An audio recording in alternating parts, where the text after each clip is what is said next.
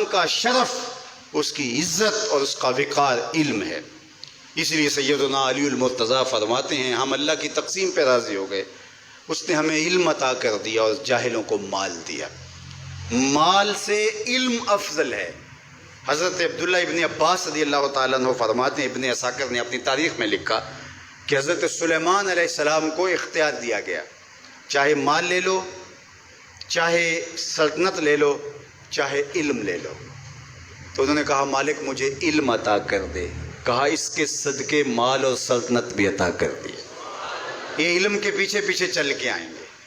تو علم بنیاد ہے، علم شرف ہے انسانیت کا، علم وجہ عزت ہے۔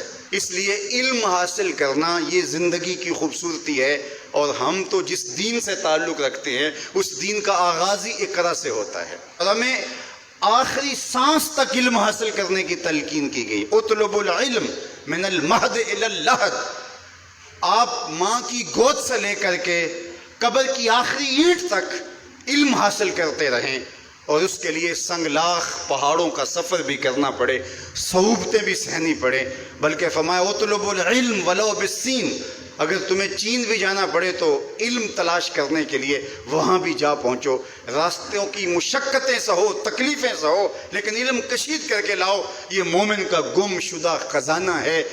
اگر کسی شخص کو ڈاکٹر یہ بتا دیں کہ تیری طبی صورتحال یہ بتا رہی ہے کہ تیرے پاس زندگی کی چند سانسیں باقی ہیں، آج ڈاکٹر کہہ دیتے ہیں کہ اس کی مریض کی خدمت کر لو، کینسر اس سٹیج پہ پہنچ گیا کہ اب بچنے کی کوئی امید باقی نہیں رہی، مریض کو بھی بتا دیا جاتا ہے کہ اب اللہ اللہ کر لو، رب کو راضی کر لو، اب زندگی بس مہمان مہمان ہے، چراغ سحر ہے، بجھا جا رہا ہوں، یہ معاملہ ہے تمہارا، تو اب بس اپنی آخرت کی فکر کرو۔ اب وہ کیا کرے جسے پتہ چلے کہ میرے پاس 2 دن ہیں، 3 دن ہیں، 5 دن ہیں، 10 دن ہیں، ڈاکٹر اندازہ بتا دیتا ہے، حتمی علم تو اللہ کے پاس ہے، تو وہ کہے کہ تم بس جانے والے ہو، تو کیا کرے وہ؟ نمازیں پڑھنے لگ جائے، نوافل پڑھے، روزے رکھے، صدقہ و خیرات کرے، یہ سب کرنا چاہیے اس کو، لیکن علماء نے کہا کہ وہ علم حاصل کرنے لگ جائے تاکہ اس کی موت حالت طالب علمی میں آئے۔ اور سنن دارمی میں روایت موجود ہے، حضور علیہ الصلوۃ والسلام کا فرمان کہ جو شخص علم حاصل کرنے میں مصروف ہوا اس لیے کہ اسلام کو زندہ کرے، فوت ہو گیا، وہ علم حاصل کرتے کرتے طالب علمی کے دوران انتقال کر گیا، قیامت کے دن اس کے اور نبیوں کے درمیان صرف 1 درجے کا فرق ہوگا۔ علم کی وجہ سے اس کو یہ شان اور یہ عظمت نصیب ہوگی۔ تمام علماء اس پہ متفق ہیں کہ علم عمل سے بہتر ہے، اس لیے کہ عمل صفت العبد ہے اور علم صفت اللہ ہے، صفت باری تعالیٰ ہے، صفت معبود ہے۔ معبود کی صفت عبد کی صفت سے افضل ہوتی ہے، تو علم جو ہے وہ افضل ہے عمل سے، عبادات سے۔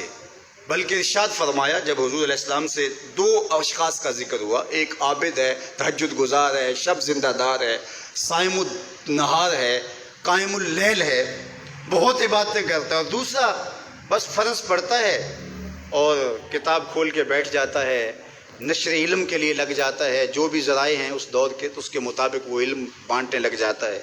تو دونوں کے بارے میں پوچھا گیا تو آقا کریم نے کیا جواب دیا؟ فضل العالم علی العابد کا فضلی علی ادناکم، عالم کی فضیلت عابد پر اس طرح ہے جس طرح تم میں سے ایک عام آدمی پر میری فضیلت ہے۔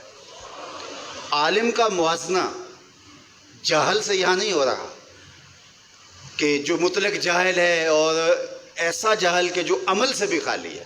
عالم کا مقابلہ یہاں بدکار سے نہیں ہو رہا، عالم کا مقابلہ یہاں کافر سے نہیں ہو رہا، تہجد گزار سے، شب زندہ دار سے اس کا موازنہ ہو رہا ہے، اور یہ رات کو سویا رہتا ہے لیکن دن کو نشر علم کرتا ہے، اور دوسرا راتوں کو بھی جاگتا ہے، دن کو بھی روزے رکھتا ہے، عبادات، ذکر، اذکار، تسبیح و تحلیل، زندگی کا معمول خوبصورت، صحیح معنی میں عابد ہے، زاہد ہے، تہجد گزار ہے۔ اتنا فرق ہے، ایک روایت میں یہ ہے کہ جس طرح 14ویں رات کے چمکتے ہوئے چاند کی فضیلت ستاروں پہ ہوتی ہے، اور جتنا یہ فرق ہے اس طرح عابدوں پر عالم کی فضیلت ہے۔ تو یار اگر وہ عالم ساتھ عابد بھی ہو، وہ عالم ساتھ تہجد گزار بھی ہو، شب زندہ دار بھی ہو، تو پھر اس کے درجے کتنے بلند ہوں گے۔ اس لیے فرمایا کہ صبح اس حال میں کر کہ تو عالم ہو یا طالب علم ہو یا علماء کی باتیں سننے والا ہو یا علماء سے محبت کرنے والا ہو۔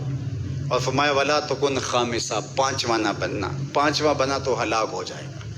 اب میں اور آپ دیکھیں کہ ہم ان میں سے کس زمرے میں آتے ہیں۔ تو کہا یا خود عالم بن جا، یا علم سیکھنے والا بن جا، یا علماء کی بات سننے والا بن جا، یا ان کے ساتھ محبت کرنے والا بن جا۔ ولا تکن خامسہ، پانچواں نہ بننا۔ اللہ ان چاروں میں سے ہمیں کوئی بنا دے، اور ہم علم کے جمال کو اپنا اوڑھنا بچھونا بنا لیں۔